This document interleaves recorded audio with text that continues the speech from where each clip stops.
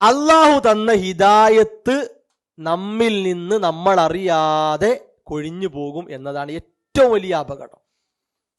ദേഹേച്ഛക്ക് അടിമപ്പെട്ട ഒരാള് ഇഹ്ദിന സിറാത്തൽ മുസ്തഖീം എന്ന അള്ളാഹുവിന്റെ മുമ്പിൽ അയാൾ ആവർത്തിച്ചിങ്ങനെ പറയാണ്, നേർമാർഗത്തിലൂടെ ഞങ്ങളെ നയിക്കണേ എന്നല്ല അയാൾ പറയണത്. അതൊക്കെ പറഞ്ഞ് പുറത്തിറങ്ങിയിട്ട് അയാൾ ചെയ്യുന്ന പണി എന്താ അറിയോ? ഗൈരിൽ മഗ്ദൂബി അലൈഹിം വലദ്ദാലീൻ, ശപിക്കപ്പെട്ട, നിന്റെ കോപത്തിന് ഇരയാക്കപ്പെട്ട ആളുകളിൽ എന്നെ ഉൾപ്പെടുത്തരുതേ നാദാ എന്ന് എവിടെ വെച്ചാണോ അള്ളാഹിനോട് പറഞ്ഞത്, അവിടുന്ന് ഇറങ്ങിയ ഉടനെ അയാൾ പിന്നെ ചെയ്യണ പണി എന്താ അറിയോ? ഈ ജൂത ക്രൈസ്തവ വർഗത്തിന്റെ സ്വഭാവത്തിലേക്ക് അയാളാണ് പോകുക. എന്താ അങ്ങനെ പറഞ്ഞത്? ദേഹേച്ഛകൾ കൊണ്ട് ഏറ്റവും പരീക്ഷിക്കപ്പെട്ട രണ്ട് വർഗമാണ് അവർ. ദേഹേച്ഛകൾ കൊണ്ട് ഹവയെ പിൻപറ്റി പരമാവധി